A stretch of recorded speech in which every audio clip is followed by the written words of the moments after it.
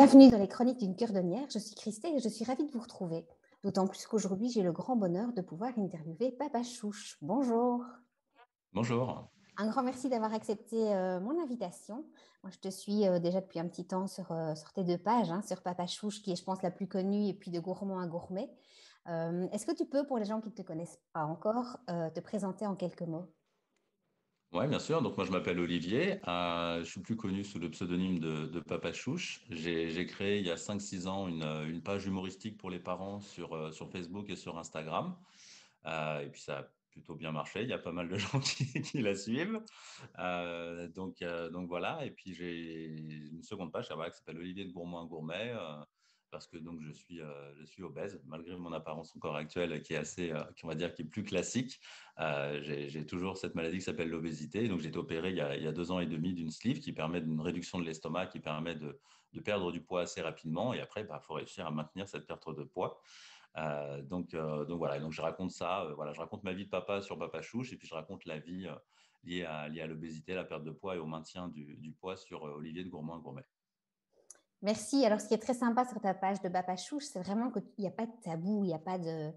Tu racontes vraiment la vie. Je me souviens, tu avais raconté l'anniversaire de tes enfants où tu étais au bout de ta vie à la fin de l'anniversaire. C'est des choses qu'on vit tous et qu'on n'a peut-être pas forcément tendance à partager avec les gens. Et puis, on tombe sur tes posts et on fait ah ouais, lui aussi, c'est cool. Alors, pas qu'on souhaite que ce soit difficile pour toi, mais oui, on sent que c'est du vécu, on sent qu'on est reconnu dans ce qu'on a pu traverser et ça fait un bien fou dans cette époque où on est bienveillance plus, parentalité positive. Ben oui, il y a des moments où on peut aussi en avoir marre et être HS à la fin de sa journée, quoi. Ouais, c'est exactement l'idée de départ. Et c'est d'ailleurs pour ça que j'ai créé la page. C'est que, toi, il y a 4 5 ans, tu voyais beaucoup de mères, surtout, qui parlaient de leur expérience et puis qui avaient leur canapé qui était trop bien rangé pour être vrai, tu vois. C'est pas possible.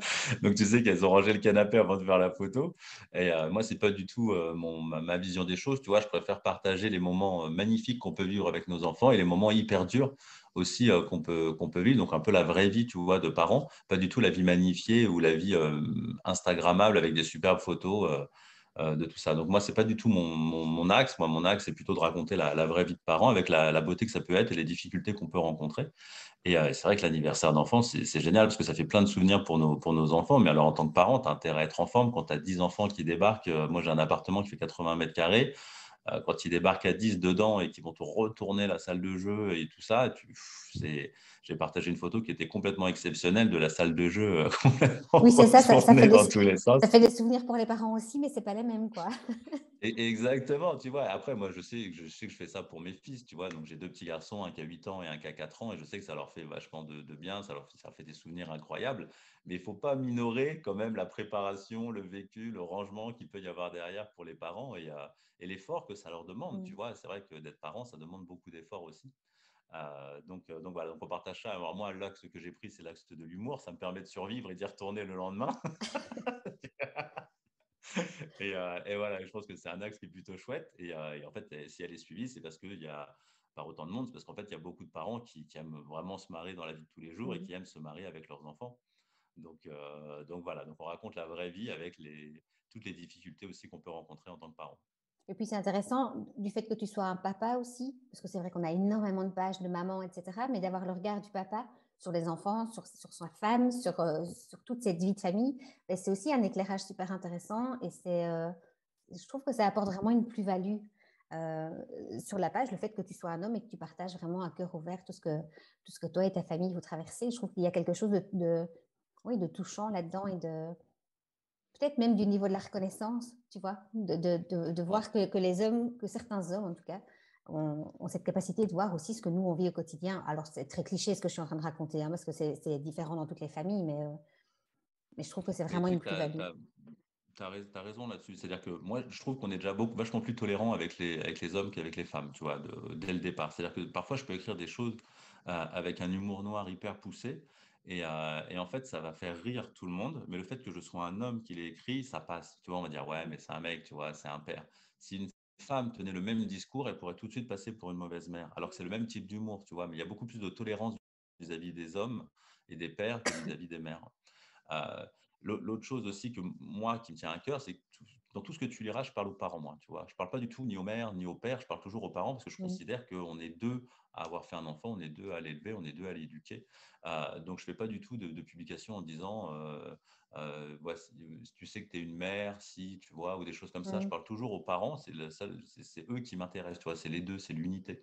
Et ça aussi, ça fait une vraie différence sur le truc. Et après, tu as raison sur un autre point, c'est que je le veuille ou non, tu vois, le fait d'être un homme et d'écrire de comment je vois ma vie de parent, et donc moi j'adore mes enfants, même si des fois ils me rendent fou, ça donne aussi un modèle de père qui peut être enrichissant et intéressant Mm. pour les jeunes papas, tu vois, tout simplement, parce que je reçois aussi des messages de grand-mère ou de grand-père qui disent j'aurais adoré tomber sur votre page il y a 50 ans, tu vois, Mm. parce que ça existait très peu, les hommes qui vont raconter leurs difficultés avec leurs enfants, qui vont raconter l'amour qu'ils peuvent avoir pour eux, l'amour pour leur famille, ça existait, mais on n'en parlait pas du tout, alors que maintenant, c'est beaucoup plus mis en avant et c'est beaucoup plus valorisé d'ailleurs. Si tu vois, moi, quand je raconte que si un de mes enfants est malade, c'est moi qui vais le garder, ça va être hyper valorisé, alors qu'il y a peut-être 40 ans, on dirait non, mais n'importe quoi, tu vois, on aurait dit non, mais c'est n'importe quoi, il faut qu'il aille au travail, c'est à sa femme de s'en occuper. Donc, toi, il y a des renversements qui commencent à s'opérer. Alors, moi, je trouve que ça ne va pas assez vite, mais ça progresse quand même, tu vois. Ah, c'est en marche, c'est clair que ça va pas assez vite. Et moi, je reçois beaucoup de mamans. J'ai des papas, mais ils sont beaucoup plus discrets. Et c'est vrai que de pouvoir être reconnue, elles le disent encore à demi-mot que c'est parfois difficile et que elles jettent très bien leurs enfants par la fenêtre aussi, et à certains moments, même si elles les adorent, tu vois.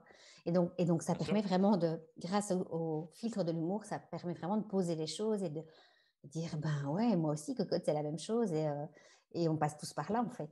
Donc, Exactement, sauf que de le médiatiser, tu vois, moi je peux pas, quand j'écris quelque chose, je peux pas faire semblant que ça va pas être lu au moins 100 000 fois, tu vois. Je mm, sais que ça va être lu 100 000 fois, donc je fais attention à ce que j'écris et à comment je le mets en avant. Mais, euh, mais c'est vrai que de médiatiser les difficultés, ça permet de relativiser. Toi, quand tu lis ce texte-là, tu te dis, ah bah ouais, bah en fait, lui aussi, il passe là-dedans, on n'est pas tout seul, parce qu'il y a plein de choses qui n'étaient pas dites en fait avant ou que tu mm. découvrais quand tu étais parent, alors qu'en fait, tout le monde l'a vécu. Et je trouve ça intéressant, tu vois, de mettre ça en avant et ça permet aux gens, quand ils lisent ces choses-là, de moins culpabiliser et de se dire, bah, en fait, c'est dur pour tout le monde, tu vois. Oui, c'est d'être reconnu dans ce qu'on vit. Enfin, c'est toujours la même histoire, hein. Tu parles de Exactement. médiatisation. J'ai le sentiment, mais tu me dis si je me trompe, que tu as fait un mix de tes deux pages en créant ton dernier livre qui s'appelle L'hippopotame qui avait un gros popotin, si je ne me trompe pas. Ouais, Ouais. exactement, Est-ce ouais. que tu peux nous parler de ce livre? Ouais, bien sûr. La première chose à savoir, c'est que moi, je fais que des trucs pour mes enfants, tu vois. Quand je sors des projets comme ça, c'est vraiment des choses. Donc, toi, j'ai sorti des jeux de société pour mes enfants parce que je trouvais qu'il n'y avait pas de jeu qui était fun, qui s'appelle Chouchou pas chou. Je trouvais qu'il n'y avait pas de jeu qui était super sympa pour les enfants dès 3 ans. Donc voilà, on l'a sorti et puis bah, il marche bien. Et donc, j'ai commencé, vu que je suis auteur, j'ai écrit des livres pour enfants. Le premier, c'était Le lion qui avait perdu sa queue. Le second, c'était le castor qui rêvait d'avoir un ami. Alors toi, le castor, je l'ai écrit tout simplement parce que mon fils Maë est rentré en petite section de maternelle en France et j'avais peur qu'il n'ait pas d'amis en rentrant en Mm. petite section parce que c'est un garçon qui est adorable mais très sauvage. Et donc, il faut réussir à l'apprivoiser. Et donc, je me suis dit, bah, tiens, je vais écrire un bouquin sur l'amitié, mais avec des axes un peu innovants, tu vois, sur est-ce qu'on doit tout accepter pour avoir un ami, qui Mm. ne sont pas des choses qui sont très forcément mises en avant et surtout que l'amitié, hein, parfois, elle te tombe dessus et tu ne pensais pas que c'était cette personne-là. Donc, toi, on a écrit ce livre-là. Enfin, j'ai écrit ce livre-là et Yannick l'a dessiné. Et donc, le dernier, tu as raison, c'est l'hippopotame qui avait un gros popotin. Donc, ça parle du surpoids, de la moquerie, de la pression du groupe, de l'amitié, du soutien, enfin voilà, de tout ça. Et en fait, quand j'ai eu cette idée d'écrire un livre sur le surpoids et sur tout ce que peuvent vivre les enfants en surpoids, je me suis aperçu que dans la littérature enfance et jeunesse, en fait, il y en avait très peu. En fait, Mm. c'est comme si ça n'existait pas, tu vois.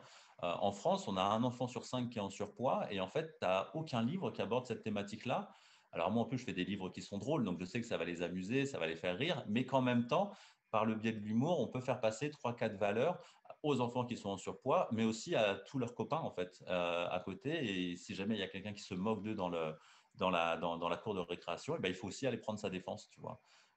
Donc voilà, donc tu as raison, j'ai bien mixé les deux. Il y a beaucoup de moi dans ce numéro 3, là, l'hippopotame qui avait un gros popotin. Le titre est de mon fils Jules en plus, donc c'est vraiment extra, c'est Mm. lui qui l'a trouvé. Il avait 6 ans et demi à l'époque Ah, quand il a génial. trouvé le titre. Donc voilà, on l'a gardé parce qu'on le trouvait génial. Donc voilà, il y a beaucoup de moi à l'intérieur et en même temps, ça, je pense que ça permet d'aborder beaucoup de valeurs en fait, qui passent à l'as parce qu'il n'y a aucun bouquin qui parle de ça. Mm. Toi, les héros, c'est rare d'avoir des héros un petit peu enveloppés. Et puis de dire aux enfants, en fait, bah, tu peux être en surpoids et puis en fait, ça peut t'aller très bien et puis bah, continue ta vie comme ça, mais ça peut aussi être dérangeant pour toi et bah, tu peux aussi te faire aider. Tu vois, tu n'es pas tout seul. Mm. Oui, moi, je reçois souvent des enfants qui sont en réelle souffrance de ça. Et des Ouais, enfants bien qui, a sûr. priori, alors est-ce que c'est du surpoids? Je ne suis même pas sûre que ce soit du surpoids, mais en tout cas qui sont, comme tu dis, un peu plus enveloppés que les autres et qui se font vanner à l'école, mais qui sont parfois même à la limite du décrochage scolaire pour plus y aller, tellement c'est douloureux, Ah oui. quoi. Et c'est terrible. Et puis, c'est tellement facile en vrai. Tu Mm. vois, c'est hyper facile parce que la difficulté du surpoids, c'est que j'en discutais avec le chirurgien, puis bah, le psychologue, la nutritionniste, la diététicienne avec qui on travaille, tu vois. En fait, la difficulté du surpoids, c'est que ça renvoie à la responsabilité individuelle. C'est-à-dire que si tu es gros, c'est de ta faute. Tu vois. Mm. C'est-à-dire que si tu pars pas du principe qu'il y a des enfants qui sont en surpoids, qui sont en obésité, et en fait, ils ont cette maladie qui s'appelle, c'est une maladie psychologique qui s'appelle l'obésité. Si tu pars pas du principe qu'ils sont malades, mais c'est de leur faute, bah, c'est tellement facile de leur envoyer la culpabilité, tu vois. Alors que c'est amusant, mais si tu veux, si tu as quelqu'un qui dit, voilà, je suis alcoolique, par exemple, qui est aussi une maladie terrible, on va dire, bah ouais, mais on va essayer de l'aider, tu vois. C'est pas Mm. forcément de sa faute, il est tombé dans cette maladie. C'est-à-dire que, toi, il y a une espèce de tolérance pour toutes les autres maladies, mais alors pour le surpoids, c'est forcément de ta faute. Pour l'obésité, c'est forcément de ta faute. Et donc, en fait, c'est de ta faute à toi. Tu n'as qu'à t'en prendre qu'à toi-même. Alors que, toi, si quelqu'un a fumé des cigarettes durant toute sa vie, et que finalement il déclare un cancer des poumons, bah, toute la société va se mobiliser pour le sauver et pour l'aider. Tu vois. Oui, c'est Alors ça, que il n'a quand pas de chance, quelqu'un quoi. Exactement, ouais, c'est Mm. ça. Bah, il a pris une mauvaise décision, c'est passé. Alors que quand tu es obèse, bah non, en fait, c'est de ta faute, c'est de ta responsabilité, tu n'as qu'à te débrouiller tout seul. Et ben Mm. moi, je trouve ça terriblement injuste, tu vois, ce genre de choses. Mais tant que tu ne feras pas passer dans l'état d'esprit que l'obésité est une maladie psychologique, bah, tu n'en sortiras pas, tu vois. Donc voilà, c'est aussi un moyen d'aborder tout ça, évidemment, vu que c'est un livre pour enfants, avec beaucoup d'humour, de dessins colorés et tout ça. Mais il n'empêche que c'est des portes ouvertes à la discussion à chaque fois. Oui, c'est ça, oui, c'est vraiment aussi tout le côté où c'est très cliché, c'est t'as qu'à manger moins et tu maigriras. Ben non, il y a tellement de, Exactement. ton corps a Mange tellement de moins, fais façons du de se sport. protéger en faisant, oui, ce surpoids, c'est ce surpoids de protection par rapport à des situations vécues.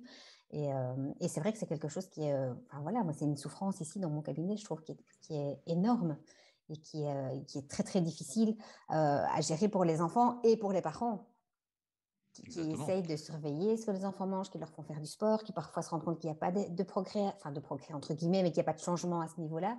Et donc c'est compliqué. Ton C'est livre, c'est- c'est vrai que ça peut être hyper culpabilisant, tu vois, pour les parents d'avoir. Mais d'ailleurs, c'est la grande angoisse de tous les parents obèses, c'est que leur enfant devienne obèse, tu vois. Quand je discute avec des gens qui sont obèses, qui sont parents, tu vois, c'est vraiment la plus grande angoisse parce qu'ils savent ce que va vivre leur enfant, tu vois. Et encore, ils le savent pas vraiment parce que à notre époque, tu vois, il n'y avait pas tous les réseaux sociaux, il n'y avait pas tout ça.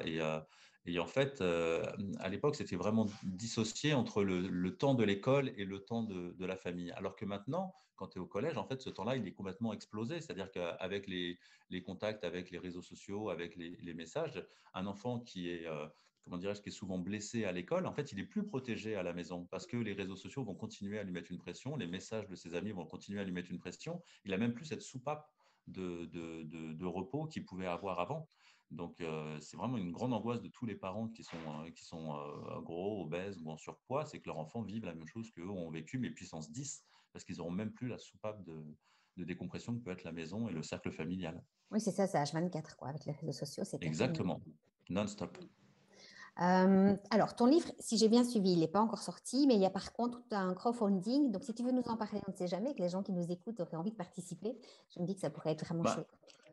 écoute, nous, c'est un truc qu'on a fait sur le premier livre. Toi, Le Lion qui avait perdu sa queue, on l'avait proposé à plein de maisons d'édition. Il avait été refusé par toutes les maisons d'édition. Donc, on s'est dit, on va quand même le sortir. Et puis, écoute, on a bien fait. Il y en a eu 20 000 personnes qui l'ont commandé. Comme quoi? Il a été double best-seller avant sa sortie. Donc, on a continué le système avec le Castor. Il y en a eu 17 000 qui l'ont réservé. Et puis là, tu vois, l'hippopotame, avec une thématique un peu plus originale, avec un angle un peu plus différent, il y a déjà 10 000 personnes qui l'ont réservé en 2 semaines. Et parce qu'il y a autant de temps, parce qu'en fait, la thématique, elle intéresse quand même. En fait, elle intéresse parce que soit ton enfant est concerné, soit il a des amis qui sont Mhm. concernés, en fait. Et donc, en fait, ça concerne tout le monde, toi, ça concerne toute la société. Ensuite, il intéresse parce que les gens qui ont lu le premier et le deuxième, ils ont beaucoup aimé le style d'écriture et les dessins qu'on a fait. Donc, ils savent que le troisième, il va être dans la même veine et qu'il va être hyper sympa. Et c'est vrai qu'il est hyper sympa. Je ne vais pas dire le Évidemment. contraire. Donc, ouais, évidemment, tu vois. Mais voilà. Donc, en plus, ce qui est intéressant sur la campagne de crowdfunding, c'est que le livre, il est à 12 euros. Donc, toi, en plus, ça nous permet de le sortir à un livre Mhm. assez abordable. On le livre partout dans le monde. Et dès 15 euros, en fait, nous, on rajoute plein de cadeaux à envoyer. Donc, toi, par exemple, je les ai montrés. Toi, on a une planche de stickers. C'est-à-dire, pour 12 euros, tu as le livre et pour 15 euros, tu as les stickers, le poster, le magnète. Enfin, on rajoute, c'est genre 7 ou Mhm. 8 choses à l'intérieur et des choses qui ne seront jamais disponibles après dans le commerce en plus. C'est-à-dire qu'on le D'accord. fait vraiment que pour la prévente. Donc voilà, donc l'offre à 15 euros, elle est hyper chouette, hyper sympa. Et puis voilà, puis après, il y a plein d'autres offres derrière, mais on vous laissera regarder. Mais dès 12 euros, tu peux avoir le livre livré chez toi. C'est plutôt chouette, tu vois. Oui, oui, mais je mettrai le lien dans les commentaires de la vidéo, Avec comme plaisir. ça les gens pourront aller voir. Est-ce que tu as un message? Est-ce qu'il y a quelque chose que tu voudrais transmettre aux gens qui nous écoutent? Donc, c'est des parents, il y a aussi des enfants qui regardent avec leurs parents, ça dépend des thématiques. Est-ce qu'il y a quelque chose que tu aurais envie de leur livrer avant qu'on clôture cette interview? Ouais, tu vois, moi, le message que j'essaye de véhiculer à travers les réseaux sociaux, c'est que les parents, ils font vraiment ce qu'ils peuvent, tu vois. C'est-à-dire qu'on fait vraiment ce qu'on peut. C'est quand même tu vois, parfois on parle du métier de parent, c'est quand même le seul métier où on te jette dans l'arène Mhm. sans aucune formation, sans rien, et on te dit, allez, vas-y, débrouille-toi. On t'a pas dit, mais en fait, tu vas pas dormir durant 3 ans. On t'a pas dit, mais en plus de tes enfants, il va falloir que tu continues à être hyper performant et hyper sympa au travail. Va falloir que tu continues à trouver du temps pour sortir avec tes amis. Et en fait, les journées, elles font que 24 heures, tu vois. Et que c'est hyper dur de tout concilier. Donc vraiment, les enfants, il faut bien prendre conscience que les parents, ils font vraiment ce qu'ils peuvent et ils font vraiment de leur mieux. Et il y a des moments où c'est plus facile que d'autres aussi. Il y a des phases qui sont plus faciles que d'autres. Moi, par exemple, toi, je suis beaucoup plus à l'aise avec les enfants à partir de 3 ans qu'avec les bébés. Tu vois, c'est Mhm. vraiment un truc, tu vois, moi, les bébés, m'a toujours un peu terrifié, tu vois, ces petits êtres-là qui bougent, qui pleurent et qui ne comprennent pas trop ce qu'ils veulent. Moi, je suis hyper content que mes enfants, depuis que mes enfants, ils savent parler, c'est beaucoup plus facile d'entrer en communication et de faire des choses, tu vois. Mais je sais qu'après, on va basculer sur l'adolescence et que ça va être Alors, un moi, autre moment de vie. j'ai deux grands ados, mais je t'en parlerai un autre jour. Comme ça. D'accord. Voilà. C'est ça, laisse-moi avec mes enfants, Oui, comme oui, je toi, te ils ont 8 laisse. et 4 ans, on est dans la Oui, bonne période mais pour l'instant, profite, ça c'est va. bien, c'est bien. Ça va, voilà, c'est ça, ça va à peu Après, près. c'est Donc, d'autres joies, l'adolescence. Il y a aussi des joies. Après, voilà. exactement, tu vois, chaque phase a ses périodes fastes et ses périodes dures, tu vois. Donc, il y a des avantages et des inconvénients à chaque période. Mais voilà, donc c'est voilà, pour dire aux parents, vraiment, faites toujours de votre mieux. Il y a des gens qui vont vous donner des conseils et bah, tu vas tenter de les appliquer, puis en fait, ça ne marchera pas parce que ce qui marche avec l'un ne marche pas du tout avec l'autre. Il y en a qui vont te donner un conseil et tu vas le tenter, ça va marcher, tu seras hyper heureuse ou hyper heureux et en fait, le lendemain, ça ne marchera plus. C'est vraiment ça. Donc, voilà, c'est vraiment la remise en question permanente en tant que parent. Mais voilà, et puis il faut y aller. Et puis c'est quand même génial, tu vois, c'est quand même les plus beaux moments de nos vies. Là, moi, toi, l'un de mes objectifs avec mes enfants qui ont 8 et 4 ans, c'est de passer vraiment des bons moments avec eux. Parce que je sais que plus je passe de bons moments avec eux, plus tu seras présent dans leurs souvenirs, tu vois. Mhm. Et c'est vraiment ça le but. C'est de passer des super moments. Et puis, pas forcément des choses chères, tu vois. Il y a des gens qui imaginent tout de suite que les emmener, je sais pas, au parc d'attractions, ça va faire un souvenir incroyable. Bah, pas forcément, tu vois. Mes fils, ils me parlent encore d'une fois où on avait fait un gâteau ensemble, qu'ils avaient adoré cuisiner avec moi. Enfin, tu vois, c'est vraiment des Mhm. choses simples et basiques. Mais par contre, c'est vrai que ce moment-là, j'étais vraiment avec eux durant l'heure et demie où on a cuisiné, tu vois. Donc, Mhm. voilà, passez du bon temps avec vos enfants et tout ira pour le mieux. Des vrais moments de qualité. Exactement, exactement. Eh bien, écoute, un tout grand merci. Merci de mettre de l'humour et de la joie dans nos vies parce que je pense qu'on en a besoin, mais plus que jamais. Donc moi, c'est toujours un plaisir quand je lis tes posts et je les repartage quasiment à chaque fois sur ma page pro. Donc, un tout grand merci à toi. Je mettrai tous les liens pour que les gens puissent participer pour ton dernier livre, hein, L'hippopotame qui a un cropopotain.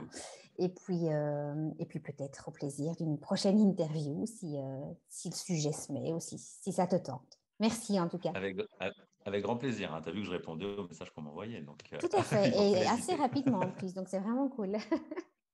Donc, si vous pensez que cette vidéo peut intéresser quelqu'un d'autre, et j'en suis convaincue, n'hésitez pas à la partager, à la liker, à la partager autour de vous, à la diffuser un maximum, et surtout, n'oubliez pas d'aller liker la page de Papa Chouche si ce n'est pas encore fait. Moi, je vous dis à tout bientôt, prenez bien soin de vous. Ciao.